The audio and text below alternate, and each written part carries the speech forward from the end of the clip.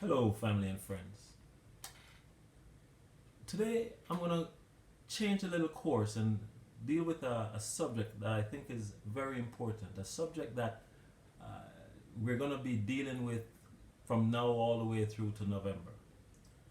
And the subject is, what is the Christian's response to politics? What should be the Christian's response to politics? I'm going to see if we can get an answer or get an idea from the Bible what our response should be. I want to bring us to the story of Daniel. Daniel is actually a book in the Bible that actually refers to the main character of that book, Daniel. It starts off by telling you exactly where Daniel fits in and the whole scenario of how he got into where he ended up. Daniel was a captive. He was one of the Hebrews, one of the Israelites who, when the Babylonians took over and captured, he was captured along with, you remember, the 3 Hebrew boys and others. Now, one of the things that the king did, and his name was Nebuchadnezzar. Nebuchadnezzar was a smart ruler to a certain extent. And he ordered his servant, he said, listen, when you capture these guys, I want you to look and see if you could find certain people with special talents. Daniel 1 verse 4 says, children in whom was no blemish, but well favored, and skillful in all wisdom, and cunning in knowledge, and understanding science, and such as had ability in them to stand in the king's palace, and whom they might teach the learning of the tongue of the Chaldeans. So the king wanted special people, people who were able to stand, people who were able to represent, people who he could teach the language of the Babylonians. And Daniel was one of these gentlemen, young boy, that fit the criteria. Verse 5 says, and the king appointed them a daily provision of the king's meat and of the wine which he drank, so nourishing them 3 years, and at the end thereof they might stand before the king. So the king was going to treat them very well. He was going to feed them. He was going to empower them. He was giving them the same thing that he had. But as you continue to read Daniel 1 verse 8, it says, but Daniel purposed in his heart that he would not defile himself with the portion of the king's meat, with the portion of the king's wine, which he drank. Therefore he requested of the eunuch that he might not defile himself. So here it is, the king was giving them his food. And Daniel said, no, I have purposed in my heart that I'm not going to defile myself. And he asked the eunuch to grant them favors so that he wouldn't have to eat what the king ate. Now there are many people who they're doing dieting, and you'll hear them talk about the Daniel fast. Now what is the Daniel fast? If you remember, as we studied a couple lessons earlier, that the original diet for man did not include meat, it did not include many of the things that we currently eat. So Daniel said, I wanted to go back to that Edenic diet. I wanted to go back to the natural stuff, the raw stuff. As a matter of fact, just a note here, you realize that when God created in the 6 days and he told him what to eat, he did not create pots and pans. He didn't create all these utensils. So you find that the diet really was a raw diet. But anyway, Daniel purposed that he did not want to eat what the king was giving him to eat. It's also interesting that throughout history, starting from the Garden of Eden, and we haven't gotten there yet, but in Genesis chapter 3 we'll see it, that throughout history the devil uses diet to be a temptation. Adam and Eve, he says, listen, go eat. When Jesus went through the wilderness and after fasting, the devil came to him and says, hey, listen, man. While he was there, listen, why don't you just turn stones into bread? Turn stones into bread. You're hungry. So the devil has a way of using our appetite to tempt us. But that's not what we're dealing with right now. the Lord blessed Daniel. And if you continue to read Daniel 1, you will get to see where the blessing is. How he looked better than all the others that didn't eat. When you turn to Daniel 2, verse 48, it says here that the king made Daniel a great man and gave him many great gifts and made him ruler over the whole province of Babylon and chief of the governors over all the wise men of Babylon. So here it is, Daniel was a slave, a house slave if you want. He found favor in the king. He purposed that he would serve God. He purposed in his heart that his primary service was that to God. The king respected that. And in Babylon, the king made him chief of all the other rulers. Now, it would so happen that Daniel had a lot of prophecies, and if you continue to study, and we will get there eventually, a lot of prophecies prophesying about times and kingdoms, and the prophecies weren't all favorable to even the king. He told the king that, listen, Babylon will exist, but eventually there will be another. Another kingdom will come after, Medo-Persia. Daniel served the king dutifully, respectfully, and there's nowhere listed where there was any objection to how Daniel served. The king loved him. And even after this king died, his grandson had him as an executor still in his palace. Now, after this kingdom was removed, the Medo-Persians came. They uprooted, they slaughtered, and they took over Babylon. I can imagine that they annihilated all the soldiers, or most of the soldiers, and they got rid of the leaders, the rulers. But the interesting thing is that they kept Daniel as an advisor. When you turn to Daniel 6, verses 18 to 23,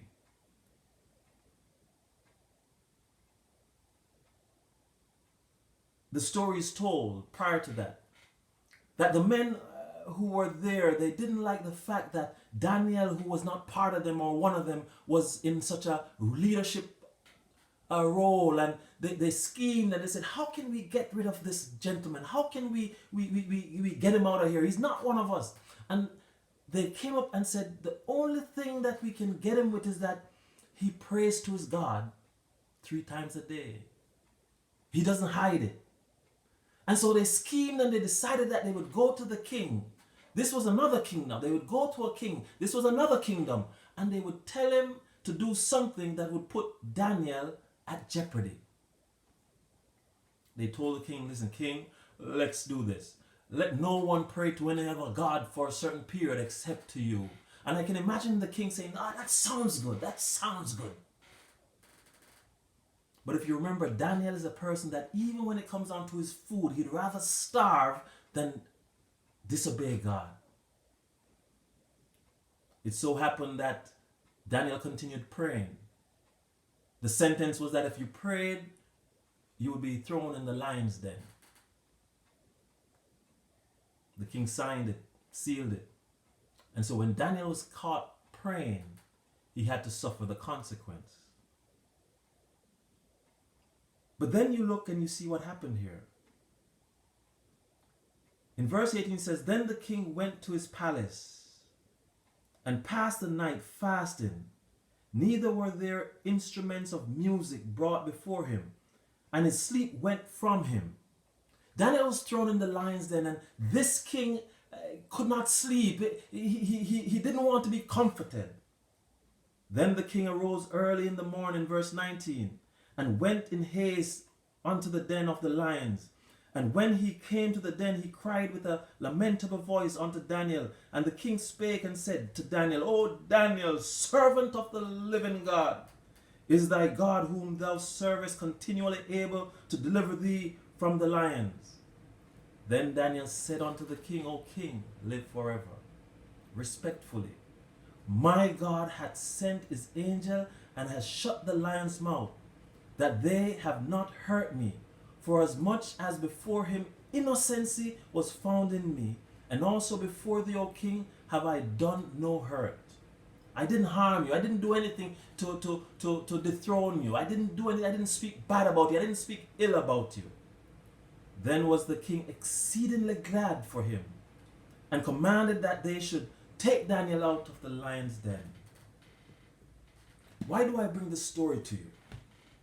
Because here we have a young man brought as a slave, taken from his family, and he's brought to one kingdom, and he served God. He served God, and he was of service to the king. Another kingdom came and took over. They got rid of everybody. But Daniel, in his service to God, still remained a part of the leadership. When they asked, what fault can we find with him? They said, he served God. So what should be the Christian's take on politics? How should we respond to politics? Now I can tell you, this may not be easy for all of you to understand, but I have to tell you the truth. You see, the Bible stands paramount before all politics. We should purpose in our heart that we serve God through His Word and no one else. When I look at politics right now, I can tell you that there's a little bit of God in all the parties, but there's a lot of devil in them as well. Let me break it down. If I say to you, which party believes in the right to life and the family as it was originally created, one would quickly say, well, that sounds like the Republican Party. If I say to you, which party cares about the homeless, the poor, the social services, one may say, well, that sounds more like the Democratic Party. And there's another party that I put in there just for argument's sake. If I say to you, which person or group believes in equality, the right for everybody to share and to have an equal amount and equal access to things, one would say, well, that sounds like Bernie and his group. And if you ask yourself, does that all sound biblical? Well, let's analyze it. The right to life. God made us. God said be fruitful and multiply. God says don't kill. And we can discuss that in further studies, because you will find in the Bible there are times when the Lord says go and kill. You take it in its context and you'll see what he's talking about.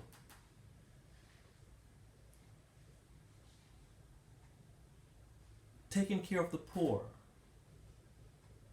The Bible says, by this you shall know you're my disciples, if you have love one for another. The Bible also says that when the end of time comes and we go or we stand before God, He will ask the question, I was hungry and you fed me. I was thirsty and you gave me milk. I was in the jail and you visited me. I was sick.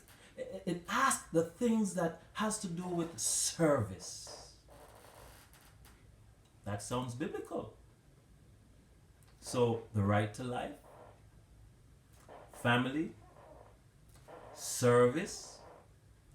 When you read Acts 2 verse, I think it's like 44. If you read the whole of Acts, you'll get the picture. The early church, the disciples, it says that they sold all they had and they gave to each other and they all had in common. Wow. You ask, what does that sound like? I've heard some people, when I ask them the question, say, man, that sounds like a socialistic type of thing. And so you start to consider, how is it possible that each group has a little bit of Christianity into it? What makes it different? And what's the problem? If I say, which is the religious group, Republicans will say, we are the religious group. To the point where the way I see interactions between people and politics, it seems like there is no Christians that are Democrats. Well, the question is, when you look at those who are running for the Democratic leadership, especially when they were doing their interviews or the debates, no one would come out and say they believe in the right to life. That they don't believe that abortion is wrong. Now, today I'm not here to tell you whether or not you should go through that process, but to acknowledge that it's wrong, there's nothing wrong with that. There are many things that we do that is wrong, but to try to make it right is what's the problem. It is wrong, it is wrong. So there's nobody in the leadership that will say, listen, I believe that abortion is wrong. Do you realize that none of the women go in to have an abortion starts off by thinking, well, I'm going to get pregnant to have an abortion? That's not their intention.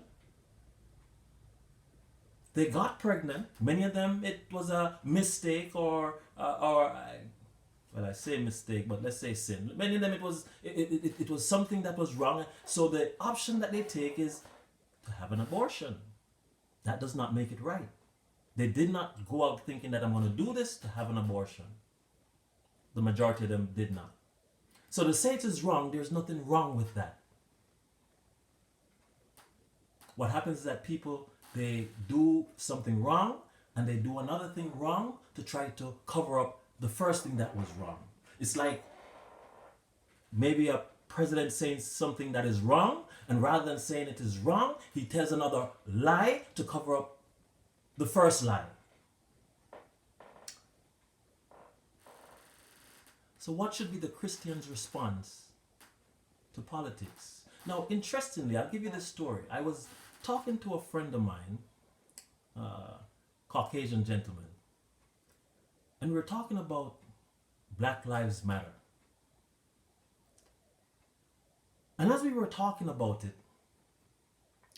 for some reason the argument shifted and we started to talk about politics. And when I asked him the question, which party promulgates the right to life?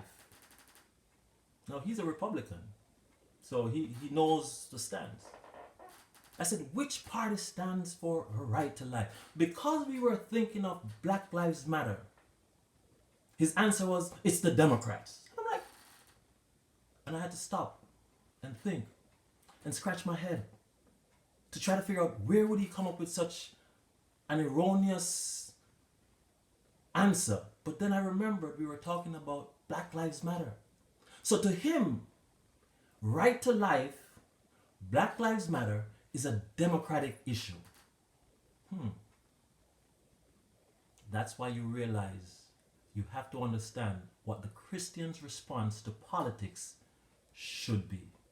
Because it's not just Black Lives Matter, unborn lives matter, white lives matter. As we studied in our early sessions, all lives matter. All lives matter. To the point where I was thinking to myself, what would it be like if back in the days of slavery, the masters, after going to church you know, going, celebrating, praising God. And after church is finished, they go out and they do a lynching. They either hang a black man or they do something tragic. What would it be like in heaven when that person who was there celebrating or participating in that lynching goes there and the person who was lynched is also there? What kind of conversation would be had? When I talk about social service, about giving to the poor and taking care of the poor, I asked a gentleman, I said, do you believe in heaven that one person will have more than the other? And the person stopped and thought about it. And as he thought, he said, yes, I believe that some will have more. Now, I didn't agree with the statement because, my Bible tells me that, the person who comes in even at the last hour, when it comes time for payment, we all got the same pay. It will be more than we all deserve anyway, so you won't be dissatisfied with whatever God gives us. But it was amazing to hear him say, yes, that I believe that some will have more. And I said, then what will it take for the person to have more in heaven? The interesting answer was, the more you do for those down here, the more you will have in heaven. And as I thought about it, I said, then let me ask you a question then. Why is it that we strive so hard to separate ourselves from others by having more, by being able to show off on others? Why do we find it so hard to support whatever we have to do for those who are poor? Yes, there's some who they're lazy and they may not deserve it, but you know what? When God was going down, when Jesus was going down, they had 10 lepers that came to him. 10. And only one came back and said, thank you. If it depends on what we do down here to determine what happens to us in heaven, then I said to him, then we should all be acting like Mother Teresa. We should all be giving of ourselves and constantly giving, knowing that the more we give, the more God will give us when we get to heaven. Then you turn to sharing, having equality, because if when we get to heaven things will be equal, then you find that I will not be fighting against somebody about them having universal health insurance. I'll be happy for them. You're sick, you know what? You should be able to go to the doctor. That's something that Jesus would want you to do. The other thing is that, listen, people get upset about taxation. I find that the problem I have with taxation is just how they use the taxes. But it's not me to determine. They determine. I just do what I need to do. Give unto Caesar's what is Caesar's. But I should never get upset when taxes are used to take care of the poor. Why? Because as a Christian, my duty is to take care of the poor. So whether the government takes it to do that, if they don't take it to do that, I'm going to have to do it anyway. So why argue of that context? About that context. There's nothing to argue about. Take care of the poor. So what should be our response to politics as Christians? I dare say that many of you have forgotten where we have come from. I'm not talking about coming from Africa, I'm just talking about United States in general. If you go back and actually study the history, you realize that America came into being because of religious persecution that was happening in Europe. They were running from a system that had both the church and the state together, And if you didn't follow the rules of the church, you were persecuted, you were hunted down, you were killed. Start to study history and you'd read about the reformers, you'd read about the people like the Waldenses, read about people like John Wycliffe, Huss, and Jerome.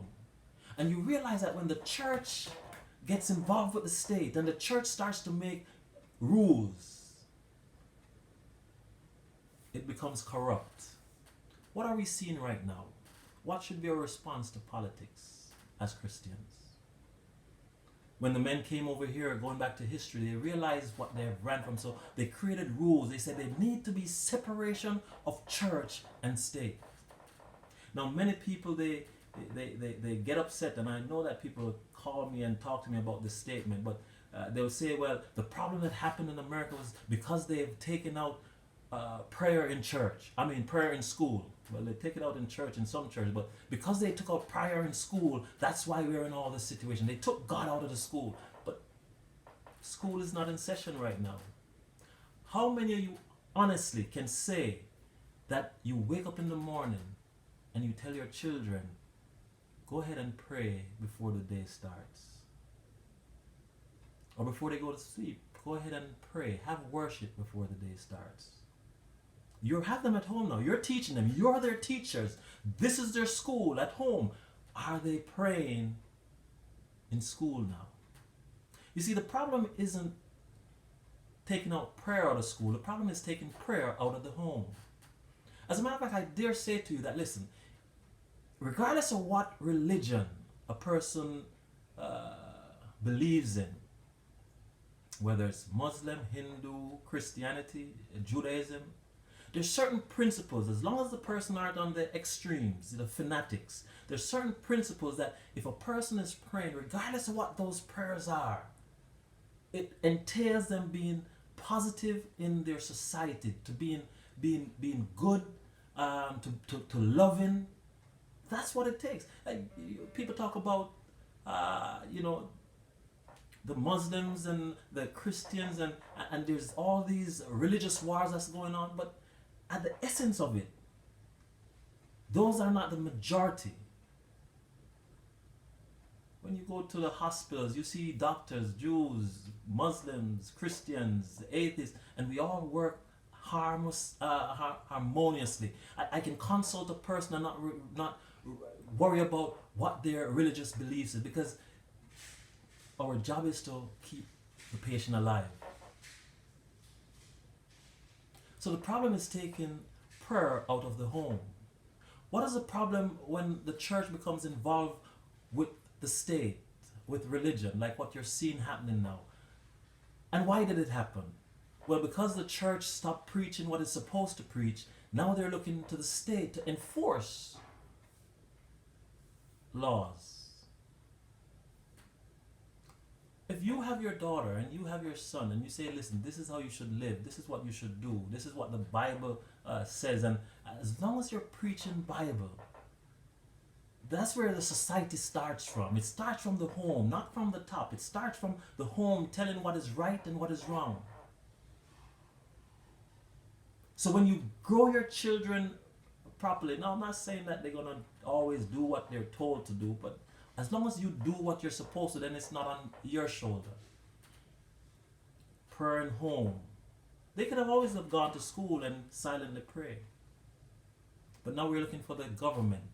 So you find that the religious community, they're organizing, and they're basically almost like fighting each other. So it would almost seem when I speak to people that, you know what, if you're not a Republican, you can't be Christian. If you're a Democrat, you definitely can't be a Christian. And you get this type of backbiting, but then when you look at Daniel, you realize that Daniel did not get involved with the differences. Daniel remained firm to what the Bible says, or remain firm to what God inspired him to be and to do. He purposed in his heart. So he didn't take sides.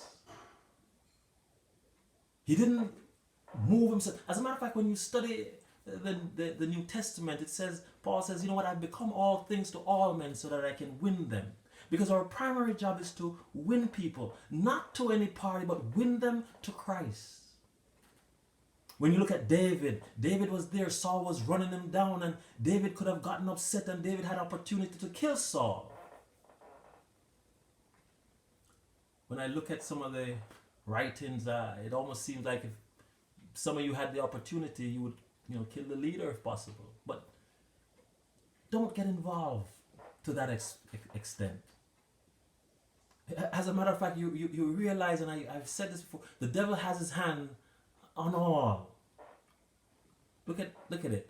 It depends on what party you're affiliated with that you tend to overlook the faults. To the point where we become so biased. We will crucify one because of their infidelity or their suspected infidelity, or somebody accuses them. And then when the other party gets accused, we're like, it's your side now. No. Leave it alone. That's not a big deal. And so people don't stand for what's right. They stand for whatever their party says. You had a whole group of men who says that they're the religious aspect, they're the conservative, and they refuse to want to hear the truth. It doesn't matter to me whether they did it or not, but you know what? I'd have really liked to have heard the truth, but they're like, no. We don't want no more witnesses. Well, one person stood up and says, you know what? In their conscience, they've purposed in their heart that they cannot go down that route. That's what God looks for. That's what God expects for Christians. On either side, on any side. As a matter of fact, He doesn't expect you to be on any side, but on His side. Stand for truth. Call it out. God believes in right to life. Whether you're a Black Lives Matter, and I'll give you this story as I close. What is the most respectful posture one can take? Let me show you.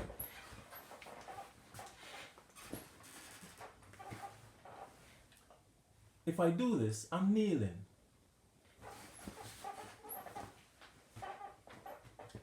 I'm standing. Now, when you look at those two postures, and I've asked the question, so whether you want to be honest or not, which one is more respectful? The answer is kneeling. When you go to be knighted by the queen, you kneel.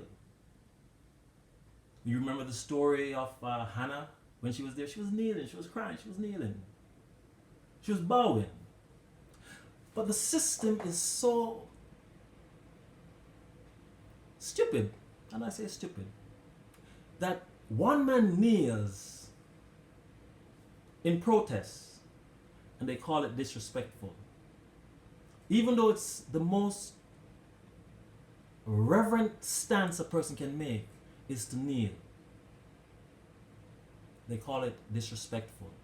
So you find that because we're not thinking, even as Christians, we're not thinking, we've allowed the media to cause us to be stupid. How can kneeling be disrespectful? When you kneel, you cannot fight back. You're not able to defend yourself.